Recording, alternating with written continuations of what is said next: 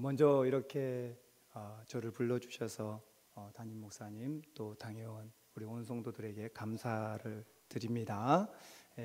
처음 뵙죠. 저는 담양 대치 중앙교회에 담임하고 있고 그곳에서 지금 13년째 사역하고 있습니다.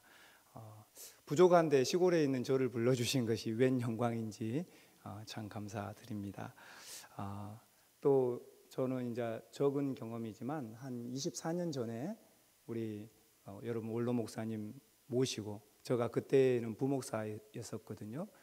모시고 몽골에 한번 선교를 간 적도 있습니다. 그래서 또 목사님하고도 잘 알고, 저도 이 주변 머리가 좀 빠지기 전에는 머리숱이 굉장히 많았어요. 그래서 제가 동광주 노예에 있을 때 올백을 하고 다니는 목사님은 저하고 목사님하고 두 분이었어요. 근데 지금은 올백 안 합니다. 왜냐하면 주변이 없어서. 그런데 어쨌든 이 문흥제일교회하고도 인연이 깊고, 그러지만 내가 문흥제일교회에 와서 말씀 전해보기는 처음인 것 같아요. 그래도 너무나 영광스럽고 우리 성도님들도 보고 싶고 또 초청해 주신 담임 목사님께도 깊은 감사를 드립니다. 한번 기도하겠습니다. 여호와 하나님 감사를 드립니다. 이 시간 하나님 말씀 전하기를 원합니다. 우리와 함께 하시고 하나님의 큰 은혜로 우리를 덧입혀 주시옵소서. 특별히 아버지 하나님, 내일부터 2박 3일 전교인 수련회를 떠납니다. 하나님, 오늘 저녁에 말씀이 큰 위로와 힘이 되고 하나님 수련회 때 더 목사님을 통하여 큰 부흥을 얻게 하여 주시옵소서. 감사합니다. 예수님 이름으로 기도합니다. 아멘. 오늘 말씀은 하나님의 소유된 구별된 나. 한번 따라합시다. 나는 하나님의 것입니다. 세상으로부터 나를 특별히 구별하셨습니다. 할렐루야. 야고보서잖아요. 이 야고보서의 야고보는 예수님의 육체적인 친형제였어요. 그래서 어린 시절 다 보고 자랐잖아요. 그래서 야고보는 누구보다도 예수님을 잘 알아요. 근데 하나님의 아들이라는 거예요. 제일 받아들이기 힘든 사람이 누구였겠어요? 야고보였어요. 그런데 실제로 예수님이 죽으시고 부활하고 나니까 부활하신 예수님을 만나고는 안 믿을 수가 없었어요. 그래서 야고보가 나의 주, 나의 하나님이다 이렇게 고백해버리고 말아요. 그때부터 처음에 비웃었지만은 완전히 예수님을 믿고 난 야고보는 달라졌습니다. 그리고 예수님의 제자가 되었고, 예수님의 제자가 된 야고보는 예루살렘 교회의 기둥같이 처음 예루살렘 일대 총회를 주최할 때에도 야고보가 있고, 또 야고보 사도는 예수님, 사도 바울이 심지어 이렇게까지 얘기해요. 예루살렘 교회의 기둥이다. 이렇게 할 만큼 야고보가 든든한 기둥으로 예루살렘 교회를 받들고 있었어요. 우리가 생각할 때 베드로가 수제자로서 큰 권한을 갖고 있다고 생각하지만 사도행전을 자세히 보면 베드로 못지않게 큰 능력과 권한을 갖고 있는 사람이 야고보 사도예요. 그리고 그 야고보 사도는 철저하게 그동안 자기가 육신의 형이었던 예수님을 하나님의 아들로 신뢰하지 못했다면, 부활하신 예수님을 목격하고 난다면 완전히 인생이 바꿔지거든요. 누구보다도 찰떡같이 믿으면서 예수님에 대해서 확신을 갖고 나의 주, 나의 하나님으로 고백하잖아요. 그런데 초대교회에 핍박이, 박해가 심해졌어요. 그래서 모두 흩어지기 시작했어요. 스데반 집사님이 죽었습니다. 그리고 기독교 예수 믿는 사람을 잡아 죽이는 사람이 늘어났어요. 어떻게 합니까? 사람들이 흩어지기를 시작했어요. 그래서 더러는 저기 베니게로, 예수님께서 복음서에 보면 수로보니게 여인이 나오잖아요. 그 수로보니게 여인이 개라도 쫓아오니 상에서 떨어지는 부스러기라도 개는 먹지 않습니까? 내한테 그만큼의 은혜를, 예수님의 자녀들에게, 유대인들한테 은혜를 베푸시고 그 부스러기라도 좀 주면 안 되겠습니까? 했던 그 수로보니게 여인, 그 수로보니게가 수리아와 페니키아의 합친 말이에요. 그러니까 우리로 말하면 덕호예요. 덕호. 뭐 안성댁, 뭐 목포댁, 나주댁 그러듯이 수로보니게 댁이에요. 수로보니게 댁이 거기가 수리아 지방이에요. 근데 그 수리아로 도망가고 수리아에서 더 한 3, 40km 올라가면 안디옥 나오는데 안디옥으로도 도망가고 또 수리아 쪽에서 오른쪽으로 가면은 사도 바울이 예수 믿는 사람 잡아 죽이러 다녔던 곳 그리고 변화되었던 장소 어디입니까? 다메섹. 이 다메섹은 당시에는 다메섹이죠. 근데 지금은 여기가 시리아의 다마스쿠스. 이 다마스쿠스 시리아 현재 다마스쿠스가 다메섹이에요. 그 다메섹으로 도망갔고 또 어떤 사람들은 지금의 사이프러스, 키프러스 지중해에 있는 섬국가 거기가 그 당시에는 구브로였거든요. 구브로로 도망가고 또 어떤 사람들은 더 남쪽 더 밑으로 해서 이집트로 내려가고 그 옆에 있는 리비아 이 당시 리비아는 구렛네라고 불렀어요. 그 예수님의 십자가를 억지로 맨 사람 구렛네 사람 시몬 그 아들 알렉산더와 루포 그 사람이 바로 거기가 구렛네잖아요.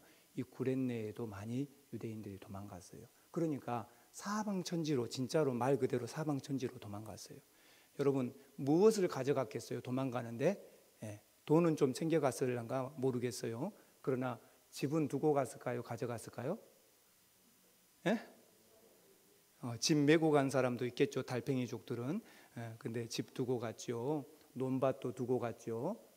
그러면 뭐 우양들은 가지고 갔겠어요? 소나 양들도 다 두고 갔겠죠. 그러니 이 흩어진 각지에 도망간 우리 예수 믿는 사람들이 도대체 뭘 하고 살 수 있었을까요? 뭐를 하고 살 수 있었을까요? 이제 쉽게 우리로 얘기하면 날품팔이하고 살아야 하잖아요. 날품팔이하고 살다 보니까 얼마나 경제에 쪼달리고 힘들어요. 또 외지에서 온 사람들을 누가 웰컴하고 환영해 줍니까? 안 해줘요. 그러니까 천대와 멸시를 받는 거죠. 나도 집이 있는 사람이고 나도 소와 양이 있는 사람이고 나도 포도밭도 있고 나도 부자였는데 여기 오니까 내가 멸시천대를 받는 거예요. 사방 각지에서. 그런데 신앙을 지키고 살아야 한다. 그래도 신앙을 지키고 살아야 한다. 근데 거기에서 예수 믿는 사람 누가 인정해 줍니까? 예수 믿고 살고 한다는 건 나를 더 이상한 사람으로 쳐다보는 거예요. 여기서 많은 디아스포라, 흩어진 유대인들이 또 예수 믿는 그리스도인들이 갈등을 느끼기 시작합니다. 나 진짜 예수 믿고 이래도 살아야 되는가? 이 어렵고 힘든 속에서 계속 신앙생활을 해야 되는가? 현실 문제에 딱 부딪힌 거예요. 여러분 어떻게 아시겠어요? 내가 그 상황이라면. 그래서 조금씩 세속적인 생활 방식에 빠져들게 됩니다. 하나님 섬기려는 마음 따로 있고 세상을 살아가려는 마음 따로 있고 그 두 마음이 계속 부딪히면서 살아갑니다. 하나씩 둘씩 믿음의 식양들을 내려놓기 시작합니다. 이것도 내려놓고 저것도 내려놓고 오늘 우리로 표현한다면 새벽 예배 같은 거 내려놓고 수요 밤 예배 그 다음에는 그 다음 순서가 뭐겠어요? 수요 밤 예배 내려놓고 그 다음 순서는요? 주일 저녁 예배 내려놓고 그 다음에는요?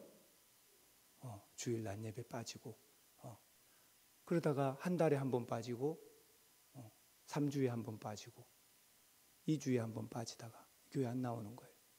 하나씩 믿음의 식양들을 내려놓기 시작해요. 이 지경이 되니까 교회의 기둥이라 하는 야고보 사도는 보고만 있을 수 없었잖아요. 그 야고보 사도가 흩어져 있는 모든 그리스도인들에게 편지합니다. 어떻게 편지했을까요? 한번 따라합시다. 잘 견뎌라.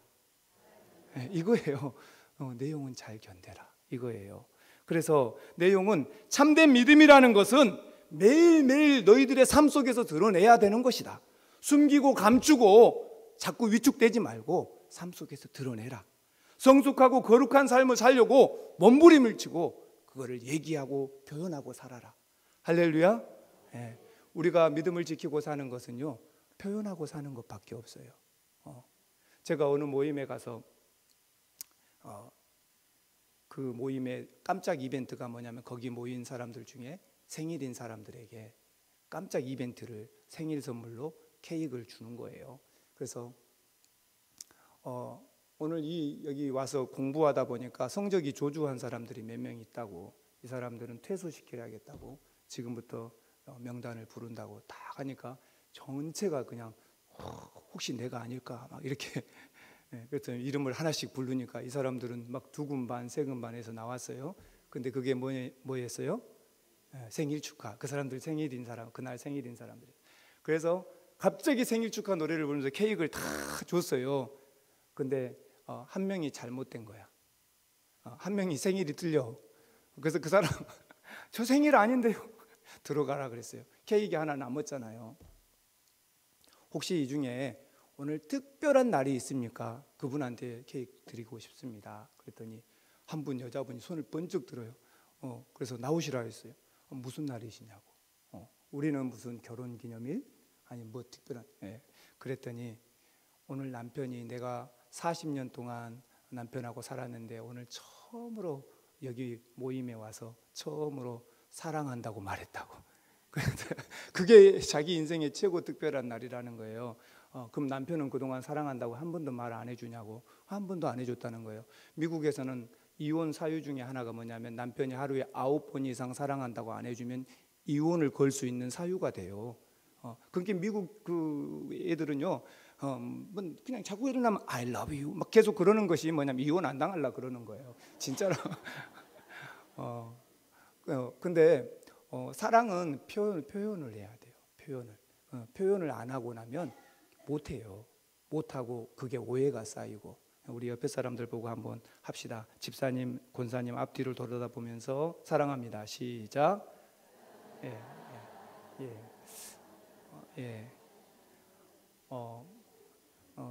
사랑합니다만 들리고 그 다음에는 웅얼웅얼 뭔가 얘기를 하고 계시는데 그래서 야고보 사도가 하는 말이 그거예요. 봐라, 힘들고 어렵잖아. 우리 삶이 너무 어렵고 힘들고 견디기 어렵잖아. 그럴 때일수록 네 신앙을 감추고 숨기려고 하지 말고 더욱더 드러내라. 그리고 거룩하고 성숙한 삶을 살기 위해서는 내 모습 속에서 신앙을 드러내고 표현해버려라. 이렇게 얘기하는 거예요. 그래서 실질적인 삶 속에서 부딪히는 신앙의 문제를 믿음으로 가서 부딪혀버려야지 그거 숨기고 감추고 나 혼자 끙끙 앓지 말아라. 이렇게 얘기하는 겁니다. 그래서 모든 사람들이 보라고 편지한 게 야고보서고 모든 믿음의 사람들, 그리고 야고보의 설교집이라고도 할 수가 있을 만큼 이 편지 속에는 깊은 설교가 들어 있습니다. 그래서 전반부에서는 야고보 전반부에서는 시험에 대해서 대처하는 법, 시험을 기뻐해라, 시험을 이겨내라 이렇게 얘기하잖아요. 그리고 오늘 본문을 통하여서는 시험을 이겨내고 살아갈 수 있는 그 방법들을 얘기해 줍니다. 그 첫 번째는 뭐냐면요, 한번 따라합시다. 시험을 참고 견디어내라. 이 12절의 말씀에 보잖아요. 시험을 참는 자가 복이 있다. 그리고 이는 시련을 견디어낸 자가 주께서 자기를 사랑하는 자들에게 약속하신 생명의 면류관을 얻을 것이기 때문이다. 이렇게 얘기해요. 여기서 말하는 시험이라는 것은 뭡니까? 이 시험, 이 페이라스몬이라 그러는데 헬라 말로 이 페이라스몬이라는 얘기는요, 이 나중에 나오는 밑에 또 시험이 또 나와요. 근데 밑에 절 13절 이하의 시험과 이 다른 것입니다. 여기서 나오는 시험은요, 한번 따라합시다. 테스트. 영어로 말하면 테스트예요. 이거는 더 잘 되라고 예방 접종을 하는 거예요. 예방 접종하는 것은 걸리지 말라고요. 그렇죠? 제가 얼굴이 좀 타졌죠. 어제 선교 갔다 왔어요. 그래서 선교 갔다가 어제 새벽에 12시에 지금 낮에 들어왔어요. 그래서 목소리도 지금 쉬어 있고, 근데 선교하다 보면 물도 쏠고 막 그러니까 성도들도 힘들죠. 그래서 목사님, 왜요? 누가 그거 하대요. 설사약 좀 주세요. 그러니까 내가 앞에서 그랬어요. 설사하는 약 주란 말이에요, 안 하는 약 주라는 말이에요. 설사약 주라니까. 그렇죠? 이건 무슨 약이에요? 설사 안 하는 약 주라 그래야 되죠. 우리는 다 설사하는 약 주라 그러잖아요. 그래서 제가 설사하는 약 줄까요? 안 하는 약 줄까요? 그러니까 막 웃어요. 힘들고 어려운데 견뎌내려면 누군가가 에너지를 줘야 되잖아요. 근데 설사 나온 사람은 기가 막혔을 거예요. 지금 나올똥 말똥 하는데 목사님이 그래서 여기서 예방접종 같은 건 다 하는 것은 이유가 있어요. 그거 하고 더 이상 걸리지 말라는 거예요. 그렇죠? 이게 테스트예요. 애들 학교에서 시험 보는 거요. 그래서 성적 올리라는 거예요. 그래서 테스트예요. 그래서 이 우리말로는 다 시험이지만 템프테이션은 유혹이에요. 이거 먹고 죽어버리라는 거예요. 예를 들면 쥐약. 옛날에 우리 쥐덧 놔봤잖아요. 그래서 고구마 깎아가지고 쥐덧에다 딱 꽂아놓고 딱 올려서 펴놓으면 쥐가 와서 머리가 탁 걸리잖아요. 이것은 유혹이에요. 그래서 우리말로는 시험이죠. 시험에 들지 않도록 할 때 시험은 템프테이션, 유혹이고, 여기서 시험에 합격해라 하는 것은 테스트예요. 그런데 성도들이 시험을 이겨내라 할 때는 테스트를 말하는 거예요. 이거 견뎌내라. 너 이기라고 주는 거다. 우리 옆 사람한테 얘기합시다. 하나님은 견딜 만한 시험만 주십니다. 그걸 이겨내면, 한국말인데, 그걸 이겨내면 복이 옵니다. 예, 그걸 이기면 복이 와요. 하나님께서 그렇게 시험 참는 자 복이 있나니 이렇게 분명히 얘기하시잖아요. 이런 시험을 견뎌내는 자에게 예수님께서 면류관을 주실 것이다 하고 야고보가 얘기합니다. 그러면 이 면류관은 무엇일까요? 이 면류관은 스테파논이라고 헬라어로 하거든요. 스테파논. 이 스테파논은 당시에 아테네에서는 4년마다 한 번씩 그 남자들이 모여서 신께 제사를 지내고 남자들이 경기를 했어요. 그래서 제일고 우승자를 가려내는 거예요. 또 고린도 같은 경우에는 2년마다 한 번씩, 고린도 축제는 2년마다 한 번씩이에요. 신께 제사를 아테네 신에게 신에게 제사를 지내고 거기 남자들끼리 경주를 합니다. 그리고 최고 우승자에게 뭐를 줍니까? 월계수로 엮은 월계수관을 줍니다. 그런데 이 월계수관을 쓴 사람은요, 얼마나 영광스러운지. 돈으로 하면 가치가 없어요. 왜냐하면 저거 집에 갖다 걸어놔도 다음 날이면 말라갖고 이파리 다 떨어지고 덩굴만 남아요. 가치가 없어요. 근데 그날 그 월계수관을 한 번 쓰고 그 읍내를 돌아다니는 것은 카퍼레이드를 하는 거는요, 어마어마한, 세상에 말도 할 수 없는 영광스러운 자리인 거예요. 저 남자가 여자들한테는 결혼 대상 1번이고요. 동네에 많은 사람들이 저 남자를 사위 삼고 싶어 하고요. 동네 많은 사람들이 남자들은 남자로서 존경하고, 얼마나 영광스러운데. 근데 금관도 아니고 은관도 아니에요. 그거는 그냥 월계수로 엮은 관이에요. 우리로 하면 올리브나무 관이란 말이에요. 그게 뭐 얼마나 덩굴이죠. 근데 그게 그렇게 영광스러운 거예요. 오늘 저와 여러분들도 마찬가지예요. 세상에 그리스도인이라는 관을 쓰는데 세상 사람들은 우리가 예수 믿고 하나님의 자녀다 그러면은요, 콧방귀도 안 껴요. 그래서 어쩐다고. 그게 뭔데? 그렇게 얘기해요. 그러나 이게 얼마나 영광스러운 것인지. 세상의 가치로 금관을 줘도 바꿀 수가 없고 세상에 다이아몬드로 준 관을 줘도 바꿀 수 없는 최고의 영광스럽다는 것을 저와 여러분은 믿으시기를 바랍니다.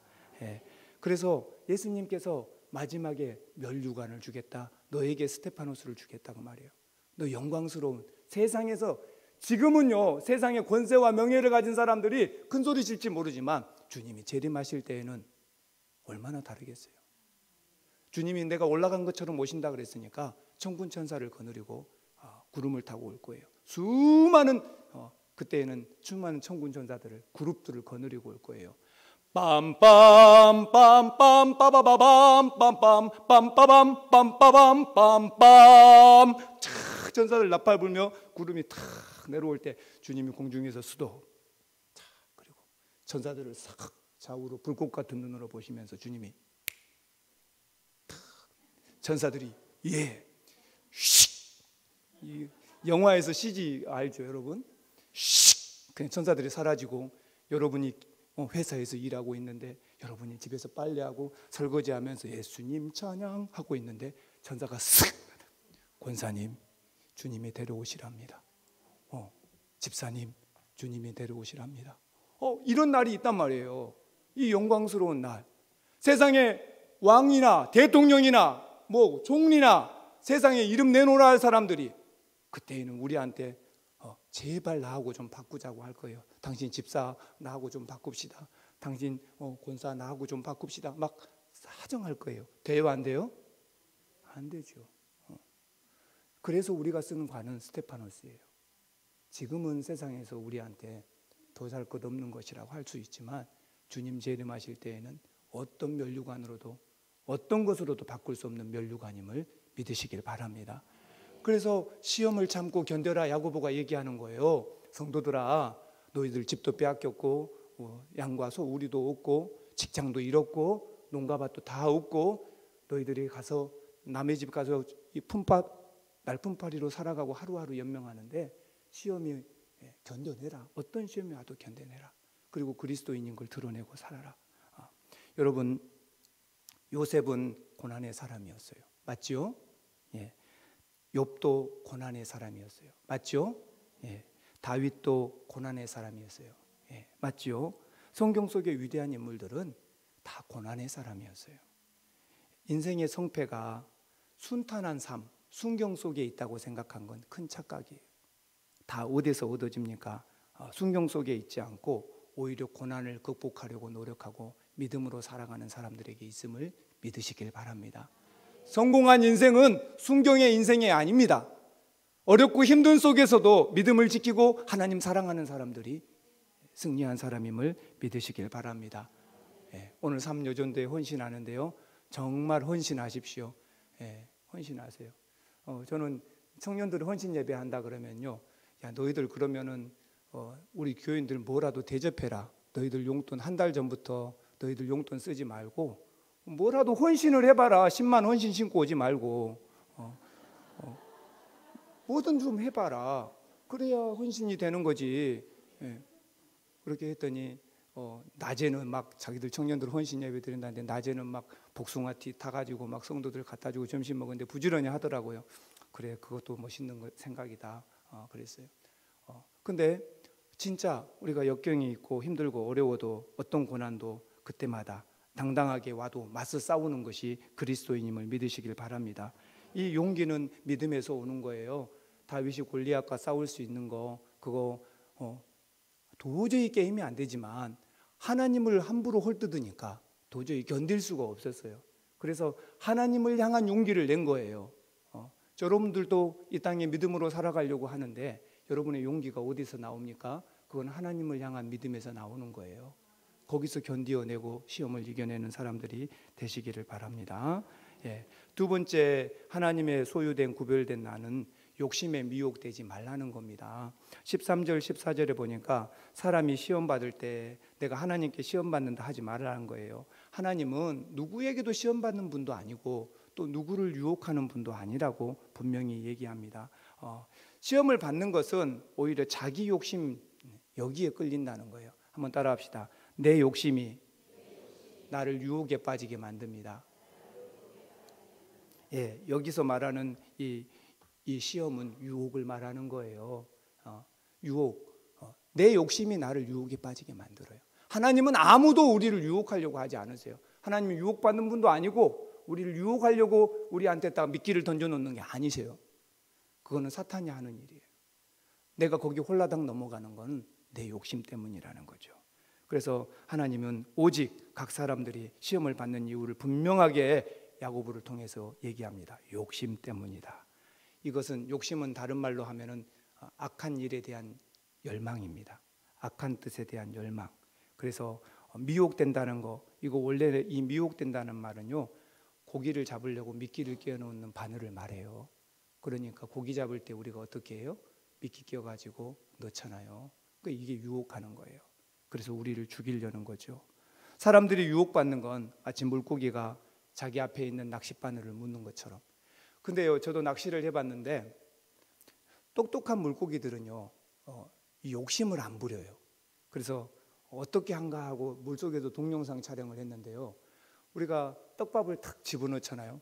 분명히 한 번도 안 물었는데 보면 떡밥이 하나도 없어요. 어떻게 된 걸까요? 제가 가르쳐 드릴게요. 똑똑한 물고기들이 와서 낚싯바늘을 물지 않고 이 미끼 옆에 와갖고 이렇게 빨고 있어요. 동영상으로 보면. 그러니까 거기서 아주 조금 들어오지요. 거기 녹아가지고. 똑똑하죠. 근데 그런 물고기들은 바늘에 안 걸려요. 근데 바늘에 걸린 고기는 누구예요? 욕심껏 덥석 물어버리는 고기들이에요. 그러더라고요. 저와 여러분이 이 땅에서 시험을 드는 이유가 어딨냐? 우리의 욕심껏 덥석 물어버리기 때문이라고 야고보가 얘기하고 있습니다. 여러분, 사랑하는 성도 여러분, 사탄은 수없이 우리를 세상의 방법으로 유혹하려고 합니다. 이것을 이겨내야 영적으로 거룩한 성도의 삶을 살 수 있음을 믿으시길 바랍니다. 예. 자, 첫 번째 방법, 유혹에 가까이 가지 말아라예요. 한번 따라합시다. 유혹에 가까이 가지 맙시다. 그냥 안 가면 끝나는 일이에요. 근데 나는 괜찮다 하는 사람이 있어요. 안 돼요. 안 돼요. 나는 술 먹어도 절대 안 취한다. 안 돼요. 조선시대의 명기 황진이가 있잖아요. 모든 영웅 호골들을 사로잡았던 절세의 미인입니다. 그런데 하루는 지조가 있기로 유명한 벽계수가 황진이에게 꼼짝 못하는 사람들을 비웃었어요. 내가 한번 그 황진이 그 여자를 만나서 본때를 보여주리라. 그러면서 송도로 갔습니다. 그런데 천하의 백교수도 밝은 보름달 아래에서 아름다운 자태로 시를 읊고 있는 황진이를 보고 넋이 나가서 말에서 떨어져 버렸어요. 그러니까 우리 주변에요, 큰 소리 칠 거 하나도 없어요. 나는 안 그러리라 그런 게 어디 있어요. 시험에 이기는 방법은, 그 유혹에 이기는 방법은 유혹에 가지 않는 것밖에 없어요. 저도 목사지만 예쁜 여자들 보면은 또 한 번 보고 싶어요. 이건 사실이에요. 그건 사실이에요. 근데 예쁘다 하고요, 또 한 번 보고 싶은 마음이 드는데요, 제가 일부러 이렇게 앉아요. 왜냐하면 또 보고 싶으면 어쩌게요. 또 봐도 안 이쁠까요, 이쁠까요? 이쁜 건 또 봐도 이쁘죠. 그거 어쩔 건데요. 유혹은 우리한테 달콤하게 찾아와요. 근데 가까이 하지 않는 거예요. 그게 유혹을 이기는 길임을 잊지 마시길 바랍니다. 미국의 한 고등학교에서, 미국 오레곤주에 있는 그 고등학교에서 여학생들이 그냥 발랄해요. 그래서 화장실이건 교실 복도에건 창문만 있으면은요, 창문에다 갖다가 키스 자국을 남기는 거예요. 립스틱 발라가지고. 이 입술 자국이 그냥 그러니 남학생들 보고 어쩌라고요. 그 교장 선생님이 하지 말라고 계속해도 이 여학생들이 계속 하는 거예요. 그래서 교장 선생님이 아이디어를 하나 냈어요.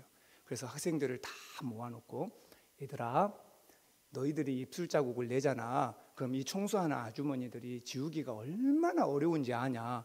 한번 봐봐라. 얼마나 어렵게 지우는지. 그리고 이제 청소하는 아주머니하고 짜고 다 여학생들 불러놓고 이제 봅니다. 아주머니 한 번만 보여주세요. 그랬더니 아주머니가 갑자기 손잡이 달린 긴 소리 있잖아요. 그걸 갖고 와서 변기통에다 쏙 집어넣고 청소를 막 하시는 거예요. 그러더니 그 물 줄줄 흐르는 그 변기통 들어갔다 나온 거 가지고 유리를 막 닦으시는 거예요. 여학생들이 어떻겠어요? 그 다음 날부터 한 명도 다시는 유리에다가 자국을 안 남겼다 그래요. 이게 제가 무슨 얘기하고 싶은 거냐면, 유혹의 실체를 알면 얼마나 더럽고 추악한 건지 알면 넘어가지 않는다는 거예요. 한번 따라합시다. 내가 보는 유혹은 멋있는 것만 보기 때문이다. 실체를 알면 더럽고 추악한 것이다. 할렐루야. 여러분, 다른 사람한테 보일 때는요, 멋있는 것만 보여요. 멋있는 것만 보여. 목사님하고 제가 통화했어요. 목사님, 내일 선교 잘 다녀오셨어요? 예, 잘 갔다 왔어요. 그래서 목사님, 선교 가고 새까맣게 타져 갖고 온 거 아니에요? 그래서 내가 그럼 어째 방법이 없지, 타져서 온 거를. 그래서 내가 오늘 설교 오기 전에 우리 아내한테 화장을 좀 하고 갈까? 성도들 실망하지 않도록 그렇게 했는데 그냥 가자 하고 왔어요. 근데 목사님 얼굴 예쁘다고 무슨 소용이 있겠어요? 우리가 아무리 가꾸고 꾸미고 해도 그건 A상 해주는 거지, 실체는 똑같아요. 사람의 본질은 똑같아요. 저와 여러분들이 열심히 세상의 유혹에 빠지지 않으려면 본질의 실체만 알면 돼요. 다 멋있는 것만 보여주는 거거든요. 그 실체는 다 똑같아. 그러니까 그 유혹에 넘어가지 않으려면 첫 번째는 가까이 안 가는 거고, 두 번째는 실체를 안다는 거예요. 그리스 신화에 보면 옛날 뱃사람들이 가장 두려운 것이 이 적막한 섬에서 들려오는 요정의 목소리였다 그래요. 그런데 딱 그리스 사람들이 그 배를 타고 딱 가잖아요. 그러면 그 안개가 저기 낀 섬 속에서 거기만 가면 사람들이 다 죽는 거예요. 왜 그랬더니 요정들이 노래를 불러요. 그러면 혼이 나가버려요. 그래갖고 사람들이 배에서 쿵 떨어져서 다 풍덩풍덩 다 빠져 죽는 거예요. 그런데 한 배가 안 죽고 살아남았어. 어떻게 거기를 지나왔냐고, 안 죽고.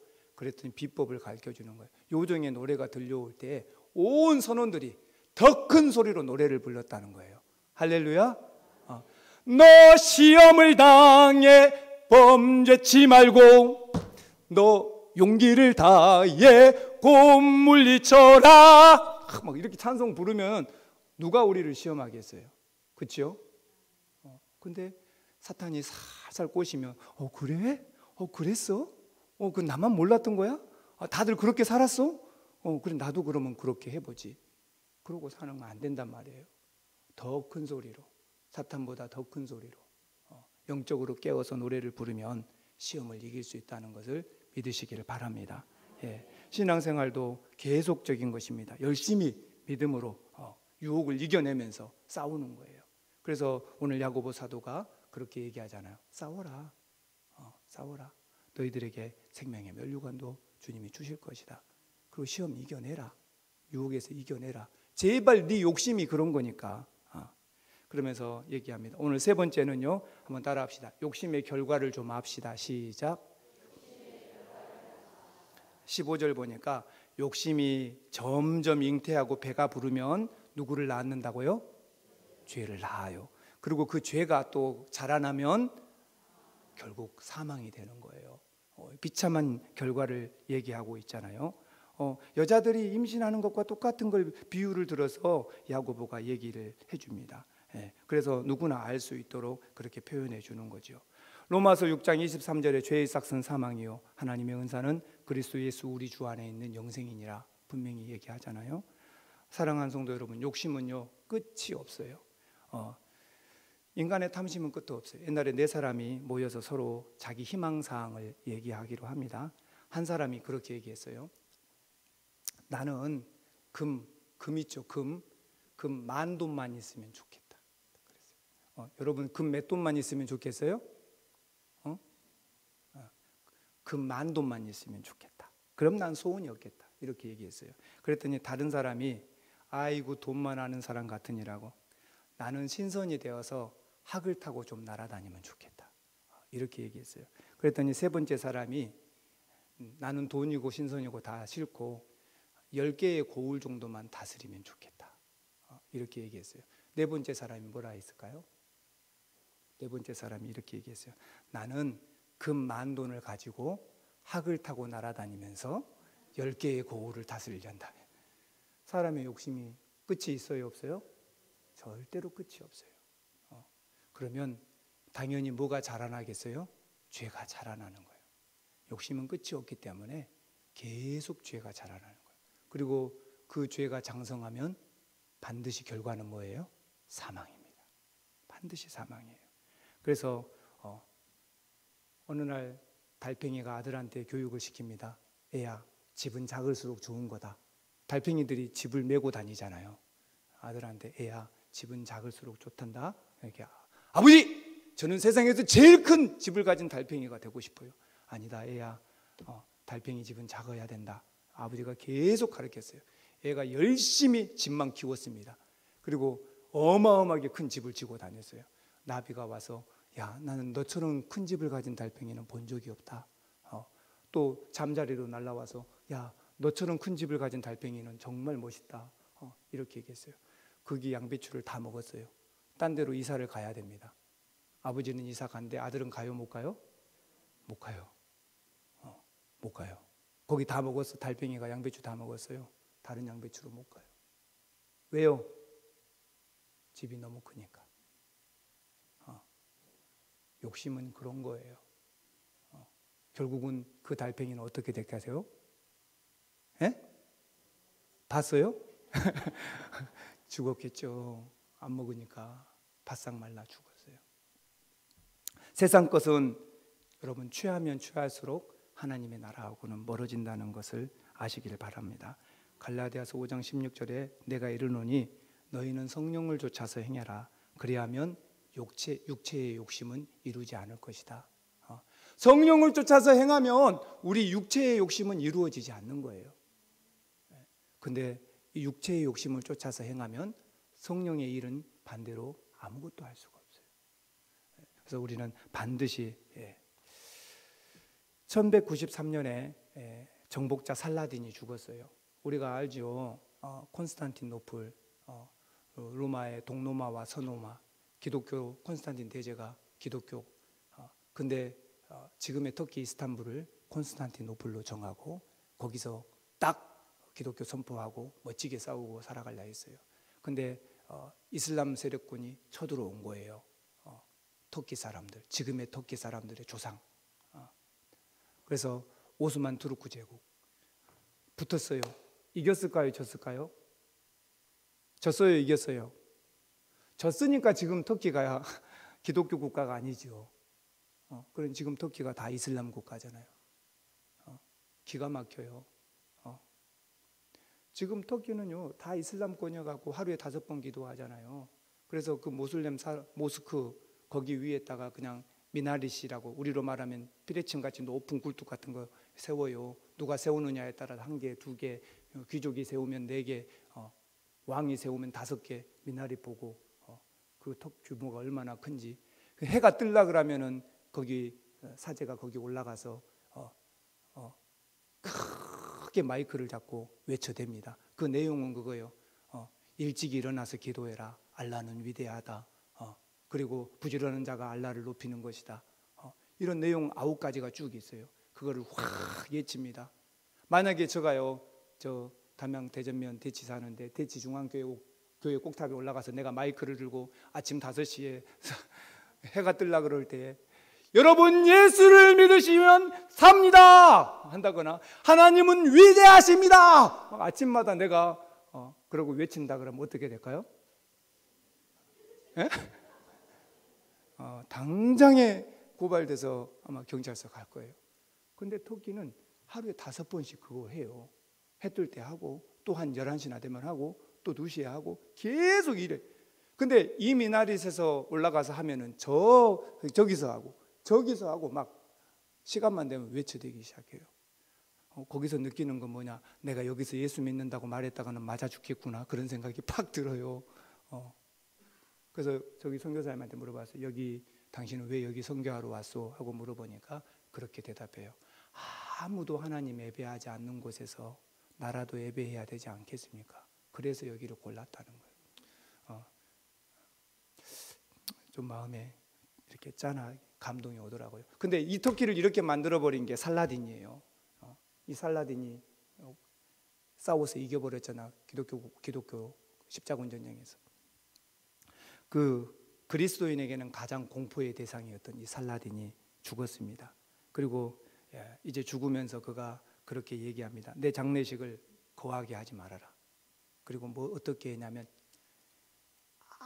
아무것도 모르는 시골 사제 하나를 앞에다 세우고 그 손에 작대기를 들게 하고 그 작대기 위에다가 내가 입었던 티셔츠 하나를 묶어서 장례식 뒤에 관 앞에 들고 가게 해라. 그러면서 외치라는 거예요. 그 위대한 살라딘도 마지막에 갈 때는 티셔츠 하나 갖고 가더라. 그렇게 외치라 그랬다.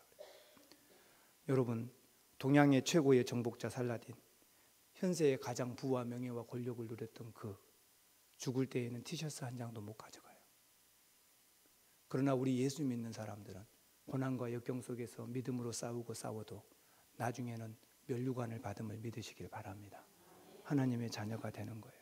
얼마나 감사하고 귀한 일입니까? 세상에 욕심 부리고요, 유혹에 막 가도 그 결과는 뻔한 거예요. 죽음이고 사망이에요. 거기 따라가지 말고 믿음으로 사시기를 바랍니다. 마지막 4번째요. 한번 따라합시다. 나는 완전한 하나님의 것입니다. 16절, 17절, 18절에 보니까 그렇게 얘기하는 거예요. 내 사랑하는 형제들아, 제발 속지 말아라. 속지 말아라. 세상의 것들이 좋다고, 세상의 것이 최고라고, 돈이 최고라고, 명예가 최고라고 아무리 말해도 속지 말아라. 한번 따라합시다. 온갖 좋은 것은 선물이 다 위로부터 옵니다. 하나님에게로부터 은혜가 쏟아지는 것이고 하나님으로부터 역사하시는 거예요. 온갖 좋은 것들은 다 하나님께 오는 거예요. 세상에는 다 없어지고 변할 것밖에 없다는 거죠. 정말 그렇습니다. 하나님은요, 회전하는 그림자도 없다 그래요. 여러분, 신발을 아깝다고 안 신고 가만 놔두고 한 5년 뒤에 신으려고 꺼내보세요. 어떻게 돼요? 어떻게 돼요? 사가 불어요. 하루 신고 나가면 밑바닥이 떨어져서 이불 벌리고. 새 신발인데 한 번도 안 신은 건데. 뭐든지 옷도요, 걸어놨는데 햇빛 난 쪽으로 걸면은요, 이쪽에 옷이 쭉 걸어져 있잖아요. 햇빛 난 쪽에 있잖아요. 그럼 여기만 색깔이 딱 변해버려요. 그러면 다 못 입어. 여러분 한번 따라합시다. 해 아래 새 것이 없나니. 해만 비쳤다 그러면 뭐든지 새 것이 온 것 돼버려요. 그런 거예요. 우리가 세상에 뭐 갖고 싶은 거 뭐예요? 그거에 얼마나 갈 것 같아요? 미안하지만 다 없어져요. 아무것도 아니에요. 그래서 야고보 사도도 그러잖아요. 하나님 어떤 분이냐? 회전하는 그림자도 없어져요. 세상의 모든 것이 지구와 달과 해의 공전 속에서, 또 자전과 공전 속에서 위치가 바뀌고 모양이 바뀝니다. 그러나 하나님은 아무것도 변하지 않으시는 분이에요. 그러니 세상에 제발 속지 말아라. 제발 속지 말아라. 이렇게 얘기하는 거예요. 그러면서 피조물 중에 우리를 첫 열매로 하나님이 삼아주셨다. 이렇게 합니다. 이거 굉장히 소중한 얘기예요. 왜냐하면요, 저희 집이 전남 고흥군 고흥읍 고소리 33번지. 근데 우리 어려서부터 우리 아버지도 한 20년 오이 농사를 지었고, 우리 동네 사람들은 다 장로님, 집사님들 다 오이 농사 지었어요. 근데 거기에 강 장로님 아들이 있어요. 그 초등학교도 안 다니는 그런 애예요. 근데 초등학교 1학년 입학을 했네요. 그의 오이 농사를 다 항상 오이 농사 비닐하우스에서 지어요. 800평, 1000평씩 지어요. 그러면 이제 이 한 줄이 한 비닐하우스 한 동에 줄이 이렇게 4줄이 있어요. 그럼 한 줄이 100m씩이에요. 그럼 400m. 또 이쪽 비닐하우스에 또 400m. 그렇게 2동 내지 3동을 해요. 근데 목사님께 목사님 이게 첫 수확입니다 하고 목사님께 오이를 갖고 왔어요. 사택으로. 올해 농산물의 첫 수확입니다. 그러면 오이가 어떻게 생겨야 돼요? 딱 오이가 가시가 막 달렸고 끝에 꽃이 시들었지만 꽃이 살짝 달려 있어야 되고, 그 다음에 보면은 탁 싱싱해 보여야 되잖아요. 근데 오이가 가시가 하나도 없어. 그런데 또 오이가 반들반들해. 목사님이 아무래도 깨림직하거든요. 그때는 그 장로님이 강 장로님이 집사님이래요. 집사님, 왜 오이가 이렇게 생겼어요? 반들반들한데 좀 이상한데 왜 이렇게 생겼냐 그러니까, 목사님 첫 수확입니다. 그냥 묻지 말고 드십시오. 그래. 목사님이 아무래도 그래도 이렇게 내가 생긴 오이는 처음 보여. 왜 그래요? 그러니까 막 곤란해 하시다가 얘기를 해요. 우리 아들 경민이 있잖아요. 경민이가 이번에 1학년인데 그 오이가 1000평이 넘는 오이를 해도요, 제일 먼저 오이순 심어놓으면 오이에서 이만한 오이가 하나 열려요. 제일 먼저 꽃이 하나 피고, 그 많은 것 중에 첫 번째 것이 있어요. 반드시. 근데 이것이 이제 조금 더 큰 거예요. 그래갖고 조금 더 컸어요. 근데 아들 경민이가 학교 갔다 오면 다른 오이는 다 꽃밖에 없는데 얘만 지금 이만큼 커 있는 거예요. 오이가. 따먹고 싶겠어요? 안 따먹고 싶겠어요?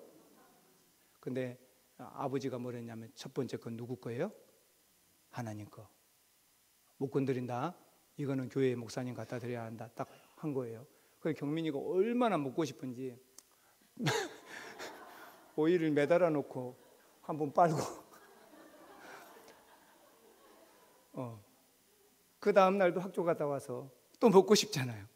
이거 하나님 거니까 건드리지는 못하고 매달아 놓고 한번 빨고 매일 그런 거야. 그러니까 오이가 어떻게 생겼겠어요? 반들반들. 그래가지고 오이가 여러분, 목사님이 이 얘기를 듣고 어이 먹고 싶겠어요? 그런데 큰 감동은 받은 거예요. 왜요? 그 8살밖에 안 되는 애가 이거 하나님, 첫 번째 것은 하나님 거라 그러니까 건드리질 못하는 거예요. 이 아이의 평생 동안, 할렐루야, 평생 동안 하나님 거구나. 첫 번째 건 하나님 거구나. 이스라엘에서 모든 수확물의 첫 번째는 하나님 거였어요. 심지어 아들도 낳으면 첫 번째 아들은 하나님 거야. 그러니까 하나님께 드려야 돼. 근데 하나님께 못 드리니까 속전을 내는 거예요. 대신 돈으로 헌금을 하고 우리 아들을. 그만큼 모든 첫 번째 것은 당연히 하나님 거예요. 아무도 건드릴 수 없는 하나님 거. 그래서 야고보 사도가 이거를 모든 신약시대 성도들은 알고 있거든요. 그러니까 얘기하는 거예요. 너희가 누군지 아냐? 너희가 시험을 견디고 이기고 이방의 다른 나라에 쫓겨가서 집도 없고 땅도 없이 하루하루 벌어서 먹고 살고 멸시와 천대를 받아도 너희는 누구냐면 하나님 것이다. 아무도 너희를 손대지 못한다. 너희는 하나님 것이다. 그래서 분명하게 얘기하는 거예요. 너희는 하나님 것이다. 누구도 건드리지 못한다. 그러니 오늘 설교 제목이 뭐예요? 한번 보시고 시작. 우리와 오늘 3여전도회 그리고 오늘 모든 성도 여러분 또 저를 포함한 우리는 다 하나님 소유예요. 아무도 못 건드려요. 어떤 존재도 우리를 건드리지 못해요. 그래서 너는 내 것이다 하고 하나님 도장 찍으셨다는 거예요. 저와 여러분은 그런 존재임을 믿으시길 바랍니다. 그래서 당신이 확신을 갖고 누구든지 확신을 갖고 나는 하나님의 확실한 소유가 되어서 회전하는 그림자도 없으시고 변함없으신 하나님께서 너는 내 것이다. 세상에 누구도 건드리지 못한다. 그러니 확신을 가지시고 두려워하지 말고 어떤 역경과 어려움이 있어도 부딪혀내시고 견뎌내시고 믿음으로 거룩하게 하나님의 것으로 구별된 사람으로 사시기를 주의 이름으로 축원합니다. 기도하겠습니다. 하나님 감사합니다. 우리 같은 자들이 뭐라고 하나님의 자녀 삼아주시고 구별된 삶을 살게 하시는지 너무 감사합니다. 너무나 감사합니다. 또 생각해도 감사합니다. 이 땅을 살아가면 유혹도 찾아오고 하나님 세상이 힘들고 어려움 때문에 신앙생활을 계속할 것인가 번민과 고난